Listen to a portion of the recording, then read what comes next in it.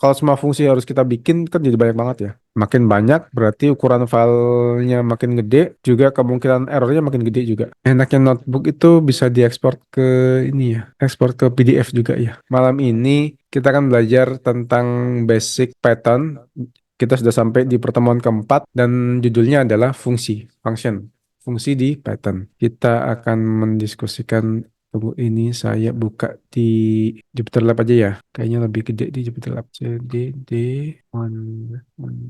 JP. Saya buka dulu Jupyter Lab-nya. Jupyter Lab, Jupyter Dash Lab. Dia ada di mana?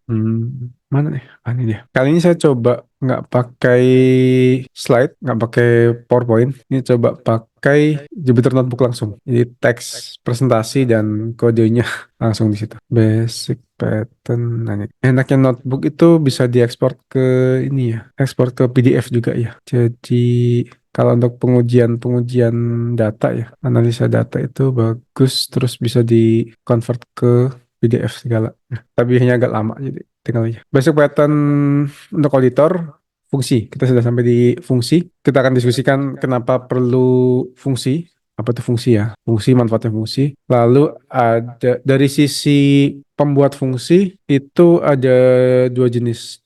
Jadi kita bisa pakai fungsi yang sudah dibuatkan orang, atau kita bisa bikin fungsi sendiri, fungsi Python. Bahasa resminya fungsi ya. Nah, kenapa perlu fungsi? Function, fungsi di Python. Nah, definisi fungsi sendiri apa sih? Apa sih fungsi itu? Ibaratkan fungsi sebagai coffee maker, pembuat kopi, pembuat kopi. Pembuat kopi itu kan dia sebuah alat pembuat kopi atau sistem yang kita pakai untuk melakukan sesuatu, untuk bikin kopi ya. Sehingga ada outputnya, yaitu kopi tadi. Ada inputnya. Inputnya di coffee maker itu kan biji kopi, atau kopi bubuk ya, tergantung ininya, coffee makernya. Tapi ada yang dari biji kopinya, lalu ada air, kita masukkan air juga, lalu mungkin susu. Ada beberapa model yang dengan susu ya. Ada outputnya tuh. Sistem itu atau coffee maker itu kan ada outputnya, yaitu air kopi. Lalu di output itu bisa macam-macam juga nih. Ada jenis air kopi yang americano, ada espresso, ada latte, jadi dengan susu ya. Output itu akan tergantung dari tombol,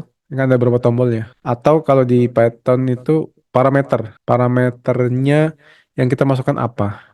Kalau parameter atau tombolnya latte, maka outputnya akan sudah otomatis latte dengan susu segala macamnya. Kalau kita pencetnya espresso, ya dia kopi pekat gitu aja. Misalnya kopi dengan air kopi yang pekat gitu aja. Mungkin juga kadar campuran airnya berbeda. Misalnya kalau americano lebih cair seperti itu. Jadi outputnya berbeda tergantung dari parameter atau tombol yang kita input ke sistem itu, ke si coffee makernya. Jadi fungsi di Python itu atau bahasa pemrograman secara umum itu terdiri dari tiga hal: input, lalu proses atau fungsi itu sendiri, dan ada output. Tiga hal ini tidak mandatori ya. Input itu secara umum iya harus ada, tapi tidak harus kita ketikkan manual. Misalnya input tanggal. Kita punya satu sistem yang akan membuat nomor antrian otomatis. Hanya saja tiap tanggalnya berganti, maka nomornya mulai dari nol lagi nih, mulai dari satu lagi. Nah, inputan tanggal itu dibutuhkan oleh fungsi atau sistem, tapi kita si user atau programmer nggak perlu memasukkan tanggalnya. Otomatis dia akan ngambil tanggal dari komputernya, misalnya ya, si fungsi itu. Jadi dia butuh input, tapi inputnya tidak perlu didefinisikan, tidak perlu misalnya gini. Si coffee maker tadi, untuk bikin kopi kan dia sebenarnya tetap butuh oksigen dan banyak hal lainnya. Nah, oksigen itu tidak diinputkan sama si user. User cuma nginputkannya tadi ya, biji kopi, air, sama susu kalau perlu ya. Sebenarnya untuk proses jadi air kopi ini kan ada oksigen atau udara contohnya ya. Misalnya untuk kalau dia ada foamnya, ada busa-busanya itu kan butuh udara ya. Tapi udara itu, inputan berupa udara itu nggak perlu dimasukkan secara manual. Jadi si coffee makernya atau si fungsinya yang mengambil secara otomatis. inputan itu. Jadi inputan ini wajib ada, hanya saja tidak selalu perlu kita definisikan, tidak selalu perlu kita bilang, atau nggak perlu selalu kita input atau kita ketik ya. Bisa juga ini sesuatu yang bisa didapatkan sendiri oleh sistemnya, oleh fungsinya. Lalu prosesnya macam-macam ya. Proses ini tergantung dari inputannya. Lalu output ini bisa ada bisa nggak? Output ini gini. Maksudnya ada bisa nggak gini? Kalau coffee maker tadi outputnya berupa air kopi, ya. Tapi fungsi lain, misalnya kalkulator, outputnya tuh hanya menampilkan aja. Jadi tidak ada barang atau benda yang dikeluarkan oleh si fungsi itu. Jadi fungsi bisa juga dia diam-diam aja, atau dia hanya mencatat untuk internal. Contohnya kayak gini, pengukur ketinggian air. Pengukur ketinggian air itu satu sistem, dia nggak mengeluarkan output ngeprint gitu kayak kalau seismik kalau gempa itu kan ada printnya garis-garis itu ya berapa skala Richter misalnya goyangannya berapa getarannya berapa nanti makin besar getarannya makin besar garisnya gitu.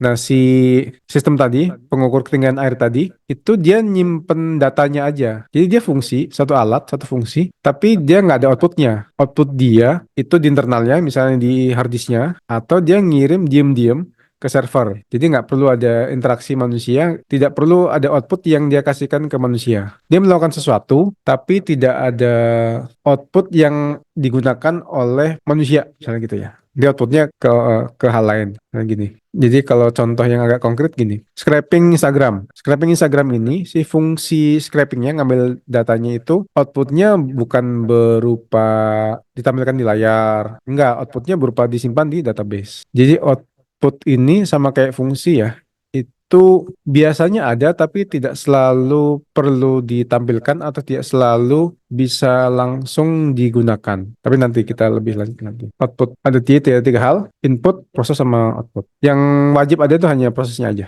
di fungsi itu. Lalu manfaat fungsi itu apa? Fungsi analoginya tadi coffee maker ini, dengan ada coffee maker kita nggak perlu bikin alat sendiri coffee maker.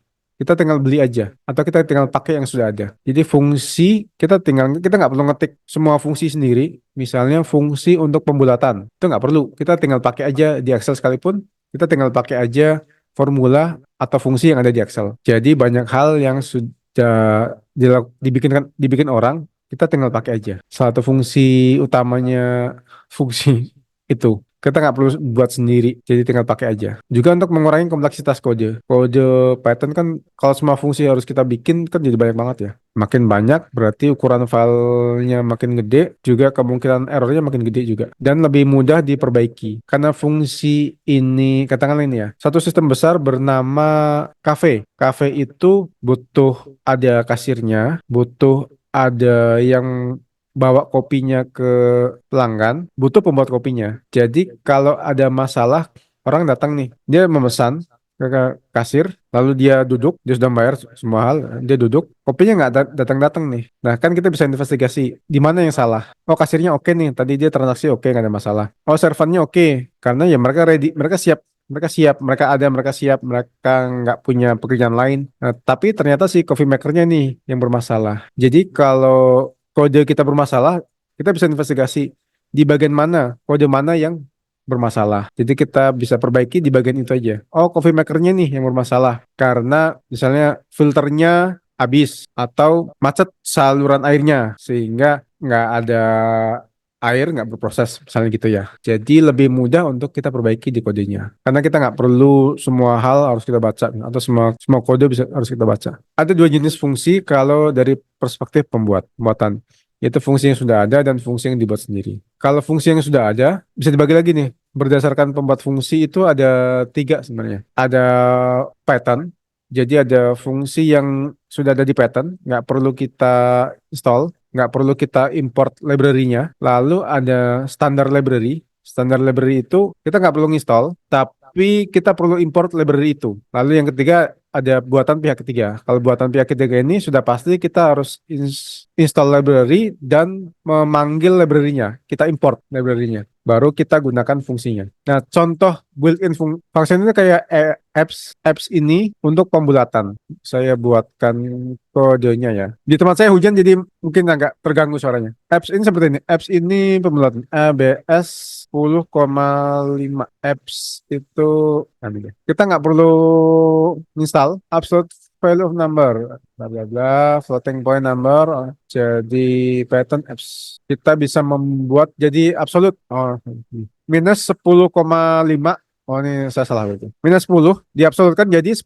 Jadi semua nilai diabsolutkan dibuat jadi positif. Nah, fungsi ini ada tiga parameter tadi ya. Input yaitu minus 10. Lalu prosesnya kita nggak tahu ada di pattern ini lah ya. Pokoknya anggap aja kayak coffee maker. Kita nggak tahu dia lakukan apa. Tapi dia ada outputnya berupa air kopi. Nah, ini ada outputnya berupa angka 10. Angka yang sudah diabsolutkan. Jadi fungsi seperti ini. Dia punya input, ada outputnya, ada proses. Nah, karena fungsi ini built-in, kita nggak perlu import apa-apa kode Python-nya. Kita langsung aja kita panggil apps 10, 100, atau berapapun ya. Dia akan diabsolutkan. 100 juga absolut 100. Ya minus lah kalau minus akan kelihatan apps. Kita nggak perlu install apa-apa. Kita nggak perlu install library, kita nggak perlu juga import library. Ini kalau built-in function. Lengkapnya ada di sini ya, daftar lengkap. Nanti notebooknya seperti biasa ada di GitHub. Nanti di follow up lah kodenya di mana. Ada apps, ada SC, ada len. Yang sering kita pakai itu len. Len itu menghitung panjang len hello world. Menghitung panjang teks atau bisa juga dipakai untuk menghitung misalnya kita bikin ini ya ls sama dengan kita bikin list ya, bikin array ya, daftar ya. Kayaknya di pertemuan kemarin ya. Len ls. Len menghitung jumlah elemen, jumlah anggota di dalam daftar tadi. 1, 2, 3, 4, 5, ada 5 anggota. Kalau 8, jadi ada 6 anggota. Terdiri dari 1, 2, 3, 4, 5, 8. Len menghitung elemennya. Kalau dia teks, berarti menghitung jumlah teksnya. Ini fungsi dari built-in function. Contohnya seperti ini. Kalau mau mencoba, saya kasih waktu 2 menit ya. Sampai 10. 10 sambil saya minum dulu ya. Ini build function, silakan dicoba sampai sekarang 9 sampai 11. Silakan dicoba. Oke, itu tadi built-in. Selain built-in ada standard library. Standard library itu kita nggak perlu install, ada di Python. Begitu kita install Python sudah ada. Hanya saja itu terpisah dari Python utamanya. Jadi kita perlu mengimport lagi. Kita perlu mengimport library-nya, tapi kita nggak perlu install. Jadi contohnya gini. Ada Chail. Chail itu 10,1 ini. Itu pembulatan. Ada fungsi sailing-nya, pembulatannya. Fungsi sailing ini adanya kalau kita panggil langsung ya, name cell is not defined. Jadi nggak ada tuh, Python nggak kenal. Base Python nggak kenal cell. Padahal tuh ada. Kita perlu mengimport dulu. Import library. Import math. Library itu math. Kita import math dulu. Baru kita panggil fungsi cell-nya. Caranya math.cell 10.1. Nah, ini hasilnya adalah 11. Jadi cell tadi ini baru kita bisa panggil setelah kita manggil import math-nya. Kita mengimport math-nya. Kalau kita langsung aja math cell, coba saya restart ya kernelnya supaya nggak terimport. Kalau kita panggil langsung, kalau cell jelas gagal ya. Name cell is not defined. Lalu kita coba math.cell 10.1. Juga ini gagal. Name math is not defined. Jadi Python belum kenal nih si math. Nah, kita ingatkan Python dengan mengimport library math tadi. Import dulu library-nya, baru kita panggil fungsinya. Manggilnya nama library titik fungsinya math.cell. 10,1 kalau dibulatkan itu 11. Jadi ini contoh dari standar library. Standar library daftar lengkapnya ada di sini. Ada math, datetime. Sebenarnya yang mau saya contohkan itu datetime. Datetime ini untuk memproses tanggal. Misalnya import datetime. From datetime import datetime. Ini agak lucu nih. Lalu apa ya? Saya mau convert teks jadi tanggal. Datetime itu karena saya tadi udah bikin nyontek itu aja ya. Biar nggak perlu menulis ulang. Mana ya? Datetime. Tanggal. Nah, ini dia. Teksnya ini. Lalu ya, dari teks AA 2025, kalau kita convert ke tanggal yang benar, 2020 tahun, bulan, tanggal, caranya seperti ini. Jadi kita bisa pakai fungsi strp time. Strp time itu gunanya adalah, tapi bikin jembatan ya, that object. Membuat teks seperti ini ya. Jadi tanggal dalam format pattern. Jadi date time 2025, 1, 31, 0, 0. Ini format yang dimengerti pattern. Setelah itu baru kita convert ke tahun yang dimengerti manusia, YMD. Terus ditampung dalam variabel namanya formatted date. Lalu ini saya kasih lihat dulu yang date stringnya. Date string itu adalah seperti ini. 2025 strip 01 strip 31. Jadi dihapus teks AA strip sama BB strip yang di akhirnya. Jadi hanya diambil teks dari indeks 3 sampai 13.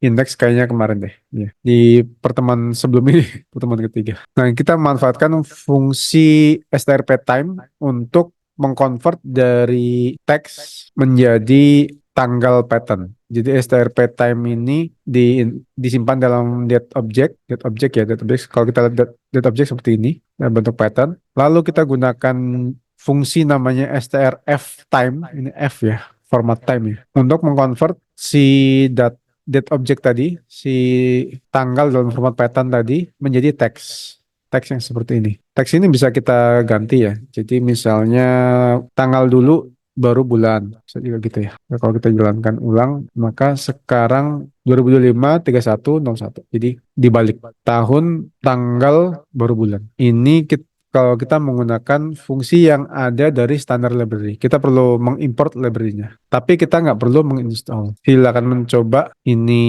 paling 2 menit ya. 19, nanti 21 ya. Sampai 21 ya. Silakan dicoba. Oke, kelewatan. Itu tadi contoh standar library ya. Fungsi dari standar library. Kalau fungsi tadi sama aja sih. Ya input berupa teks tadi ya, AA 2005 yang sudah di-convert ya. Jadi inputnya berupa date string. Date string itu adalah kayak gini, tapi ini masih bentuk teks ya. 2025 strip 01. Salah satu buktinya adalah ini yang terakhir jangan ini deh. Coba yang terakhir pakai titik 2 ini. Kalau strip kan dikira sama ya. Nah, format date-nya sudah pakai titik 2. Udah berbeda dengan yang tadi yang strip ini. Jadi tadi fungsi ada input-nya, nanti ada output-nya. Prosesnya kita nggak tahu. Ya itulah gunanya fungsi. Dia memproses supaya kita nggak perlu mikirin pokoknya outputnya oke aja. Outputnya sesuai yang kita harapkan, yaudah kita pakai gitu. Kita nggak perlu ngetik, kita nggak perlu bikin sendiri fungsi untuk mengkonvert AA 2025 A strip 2025 strip 01 ini jadi tanggal karena sudah dikonvertkan oleh si fungsi strp time sama strf time. Ini dua langkah yang berbeda ya. B time untuk mengkonvert dari teks tadi jadi tanggal di pattern, lalu strf time untuk mengkonvert dari tanggalnya pattern yang dimengerti pattern ke teks yang dimengerti atau dilihat manusia. Ini itu fungsi. Lalu ada fungsi yang dibuat oleh pihak ketiga. Fungsi pihak ketiga ini sumber pihak ketiga. Yang paling populer adalah kita pakai pakai pandas. Fungsi dari pihak ketiga. Ini nampinya jangan deh. Kita import pandas untuk baca misalnya saya ini ya. df sama pd read csv. Ini fungsinya read csv ya. Source order minimize .csv. Nah, seperti inilah. Oh, sub sama dengan T. Nah, ini dia. Datanya seperti ini. Source order ID, revision number, order date. Jadi, read CSV adalah fungsi yang ada di Pandas. Karena Pandas adalah library pihak ketiga, maka kita perlu menginstall awalnya ya. Menginstall Pandasnya, pip install Pandas kalau belum punya, kalau belum menginstall. Lalu untuk menggunakannya kita mengimport Pandasnya. Hanya ini as pandas maksudnya disingkat aja sih library-nya supaya waktu pemanggilan nanti pendek. Seperti ini pemanggilannya kan pd titik nama fungsinya read csv. Jadi kan nggak perlu ngetik pandas dot read csv, cukup pd aja. Nah, sebagai fungsi kita nggak ngerti sih read csv itu ngapain aja. Yang dibutuhkan, yang kita perlu tahu hanya inputannya, yaitu nama filenya. Sama dalam kasus ini adalah ada parameter namanya sep. Sep itu separator, pemisah antar kolom. Kalau khusus file ini, separatornya pemisahnya adalah tab yang di atasnya, di sebelah kiri lah, di sebelahnya tombol Q, itu tab. Nah, kalau misalnya tab, maka perlu dijelaskan parameter step perlu diisi. Karena kalau nggak diisi parameter stepnya, maka si fungsi read CSV ini akan memisahkan kolom dengan koma. Sehingga nggak beraturan, karena nggak ada pemisah kolomnya. Seperti ini. Jadi hanya satu kolom aja. 1000 row, satu kolom. Karena kita nggak inputkan separatornya, parameternya. Ini kayaknya parameter deh yang tadi soal espresso ini jadinya katakanlah jadi americano gitu ya. Kalau dengan parameter set T ini. Kalau dengan parameter yang lain itu hasilnya jadi latte. Contohnya gitu ya. Nanti pada saat kita membuat sendiri, nanti kita akan memperlihatkan gimana parameter bisa merubah outputnya. Jadi kalau kembali ke sini, read CSV sebagai fungsi membutuhkan input dan ada outputnya. Outputnya dikirimkan ke variable df. Lalu kalau kita lihat variable df ini berupa data tabular seperti ini. Jadi contohnya kalau kita nggak menyimpan outputnya, bisa juga nih. Jadi kita langsung aja pd.readCSV. Jadi langsung gini nih. Tapi nanti kita kesulitan nih. Karena kita nggak tampung di variable tertentu ya. Kita kan kesulitan waktu mau mengolah data ini, data tabel ini. Jadi outputnya ini cuma ditampilin doang. Nah, kalau ditampung di df, outputnya dikirimkan ke pihak lain dalam hal ini variable df. Nanti di variable df itu pihak lain itu kita bisa mengolah lagi, misalnya. Contohnya gitu ya. Jadi ini ada output, tapi kalau dengan seperti tadi kodenya langsung aja tanpa ditampung di df, langsung aja pd.readCSV. Ini outputnya hanya ditampilkan. Kita nggak bisa olah lebih lanjut. Jadi ini outputnya kita tampung di variable lain, di hal yang lain. Nah, itu fungsi dari pihak ketiga. Yang paling umum kita pakai Pandas. Sama di pertemuan-pertemuan sebelumnya itu sebenarnya kita pakai fungsi ya. Kan banyak banget kayak scraping dari Instagram, scraping dari klik BCA gitu ya. Itu banyak sekali penggunaan fungsinya. Nah, hanya kalau dari pihak ketiga biasanya kita anggap fungsi itu semacam kotak hitam aja yang kita bisa prediksi outputnya kayak apa. Jadi kalau kita inputkan sesuatu maka outputnya seperti apa.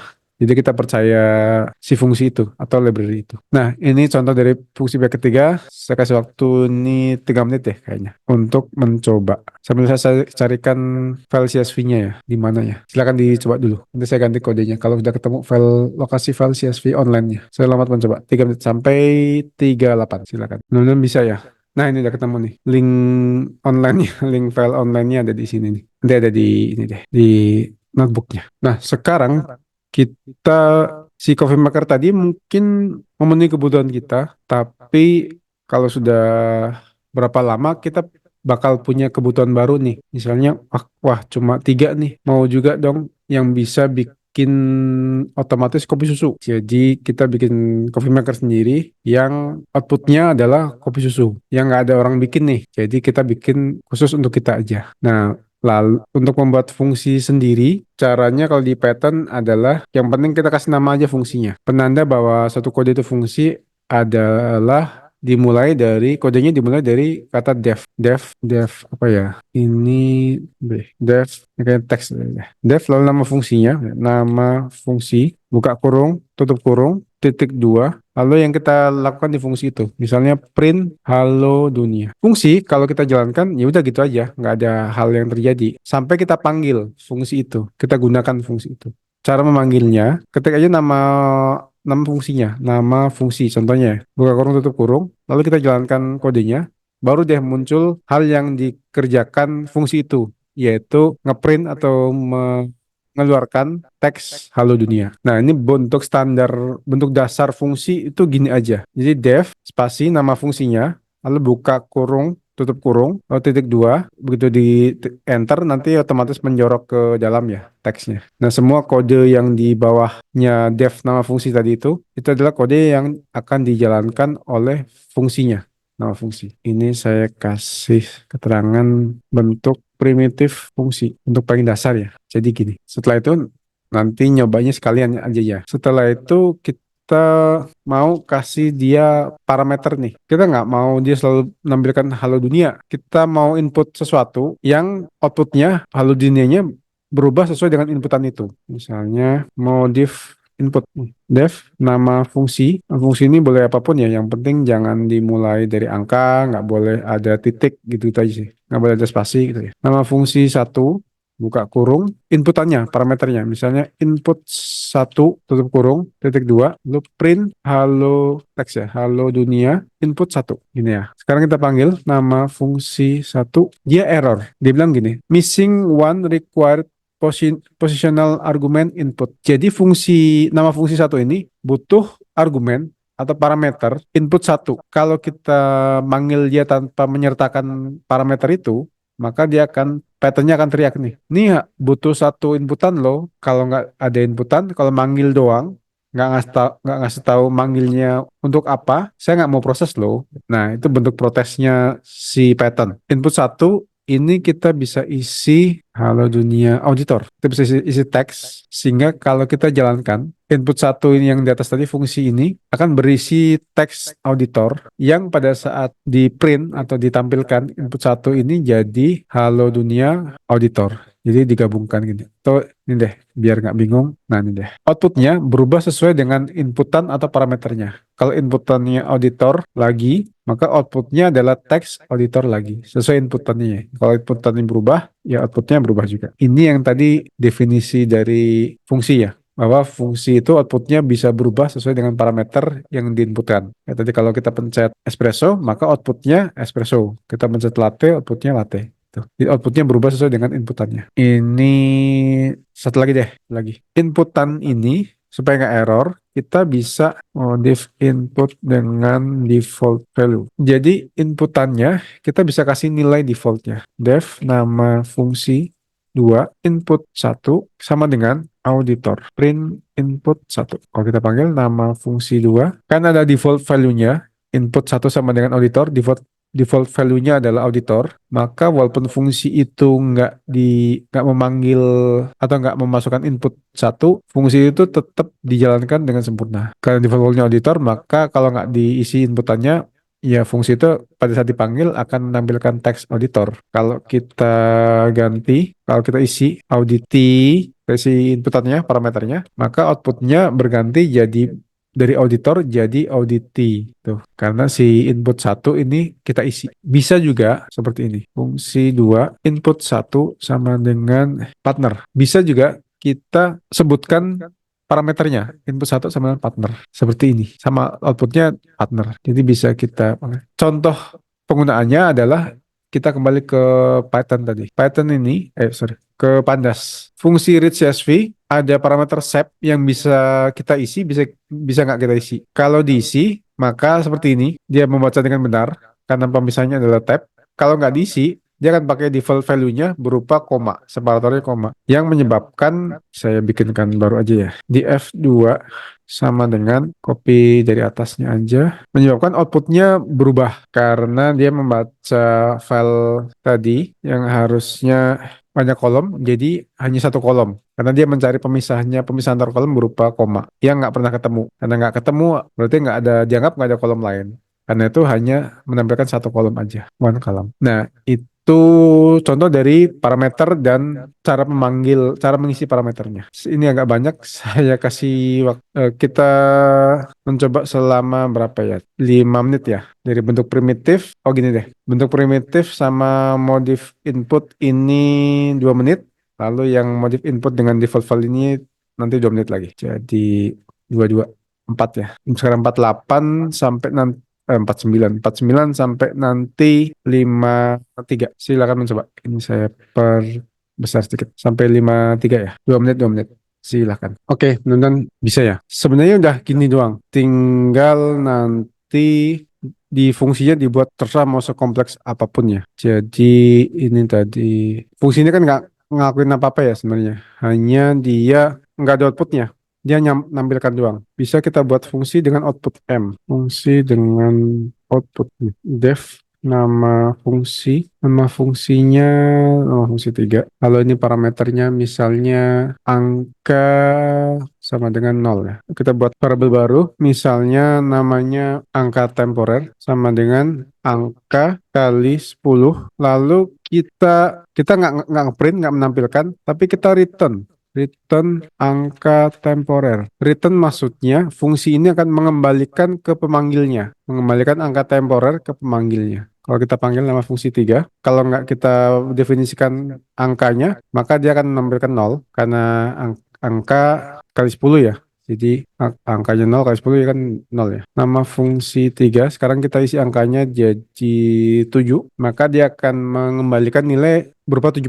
Ini seperti pandas tadi. Nilai ini, nilai yang di return sama fungsi, kita bisa tampung di var sementara, di variable lain. Misalnya var sementara ya. Sama dengan nama fungsi 3, 8. Jadi angka 8 kali 10, 80 ini sekarang ditampung di var sementara, di variable var sementara. Jadi kalau dipanggil langsung var sementara sama dengan nama fungsi 3, ini nggak ada apa-apa nih, nggak ada output, nggak ada hal yang ditampilkan. Nanti ditampilkan setelah kita menampilkan atau memanggil si var sementara ini. Ini salah satu fitur dari fungsi. Jadi ada output yang dihasilkan atau dibuat. Ada sesuatu yang dibuat, bukan cuma ditampilkan ya, yang dibuat, yang bisa ditampung di variabel yang lain. Contohnya adalah yang paling sering akan kita temukan adalah tadi ini, df sama dengan pd.readCSV. ReadCSV-nya sendiri kalau dia ini ya, kalau dipanggil gini doang, maka dia langsung menampilkan aja. Dia nge-return, mengembalikan nilai, tapi karena nggak ada penampungnya, maka oleh Python langsung ditampilkan doang. Kalau ditampilkan, kita akan kesulitan untuk kalau mau mengolah lebih lanjut data ini ya. Kita mau modifikasi, kita mau potong-potong, kita mau kalikan, bagi segala macam ya. Itu sulit. Jadi biasanya kita tampung di variable lain. Contohnya variable df ini. Atau kalau di bentuk yang sederhana, kita tampung di variable namanya var sementara. Jadi ini maksudnya fungsi yang mengembalikan nilai. Atau yang output deh, fungsi yang mengembalikan nilai bukan hanya angka ya, bisa juga teks ya. Coba saya bikinkan fungsi lain, def nama fungsi 4 sama angka sama dengan 0. Ini bikin variable temp var sama dengan halo dunia, ini angka tambah str ini fungsi bawaannya Python, fungsi built-in untuk mengkonvert apapun jadi teks, mengkonvert angka lah, angka jadi teks. Return temp var. Jadi kalau ini var 1 sama dengan nama fungsi 4, angkanya 100 ya, maka var 1 adalah teks, bukan angka ya. Var 1 ini berisi teks, halo dunia, ini angka 100. Oh, kasih spasi deh. Ini angka titik 2 spasi. Nah, jadi seperti ini. Jadi return mengembalikan nilai bisa berupa apapun ya, bukan nilai bahasa Indonesia, nilai maksudnya angka ya, nggak hanya angka, bisa apapun. Kayak tadi yang di atas ini, dia mau return tabel pandas, dengan tabel pandas ya, sales order ID segala macam dengan tabel pandas yang di return oleh fungsi readCSV. Ini fungsi yang mengembalikan nilai, apa ya pada kata yang tepat ya, value sih, nilai sesuatu lah gitu. Ini saya coba, ini 2 menit ya kayaknya. Saya kasih, silakan mencoba 2 menit ya. Sampai 02. Oke, bisa ya. Nah, bisa. Jadi simpulannya, langsung kesimpulannya. Simpulannya fungsi untuk mengelompokkan kode. Lo tidak perlu membuat fungsi sendiri. Jadi banyak orang di luar sana sudah membuat fungsi sebenarnya ya. Jadi kadang lebih efektif untuk nyari fungsi pattern untuk hal itu. Kayak web scraping itu kan udah banyak banget fungsi atau library Python untuk web scraping. Atau yang rame sekarang AI, banyak sekali library Python yang memudahkan pada saat kita bikin aplikasi dengan AI. Kayak tadi contohnya ya. Contoh yang tadi ini kan ini Python juga sebenarnya. Jadi lebih gampang pakai aja. Lebih gampang nyari aja, nyari dan pakai yang sudah ada. Oke, oke. Lalu minggu depan nanti dikabari lagi ya. Masih akan malam sih, tapi waktunya akan dikabari lebih lanjut. Ada pertanyaan? Silakan. Untuk soal AI nanti kita cari waktu dan tema yang tepat ya. Atau kita bisa nyobain hands-on menggunakan AI untuk memudahkan pekerjaan pada saat mengaudit. Lalu studi kasus apa yang kira-kira aman secara data? Ya, ada pertanyaan. Oh ya, ini referensi gratis lupa nih. Sambil ini ya, saya ngetik referensi gratis. Think Python. Itu referensinya video atau buku, Pak? Enggak, Pak. Ini web aja. Referensi ini web seperti ini. Jadi yang didiskusikan ini sebenarnya bagian dari ini kayak ini return value function dari web ini. Hanya seperti biasa di bahasa Inggris ya. Tapi ini gratis. Jadi bisa bukan Pak. Ini blog biasa aja, blog. Kalau saya kirim aja ininya ya, Jupyter notebooknya ya ke, atau ada di GitHub sih. Nanti dikirimkan link ke GitHub-nya, bisa download ini Jupyter Notebook-nya. Oke, ada pertanyaan Pak? Lagi Pak Tanto? Ini kayaknya ada lagi deh. Ada, oh ini Mbak Dara. Kalau tidak ada, kita tutup dulu ya. Kita cukupkan dulu. Terima kasih untuk partisipasinya, kehadirannya. Pak Tanto, Mbak Dara, kita ketemu lagi minggu depan insya Allah. Waktunya akan diinfokan lebih lanjut. Nanti di email atau di chat lagi.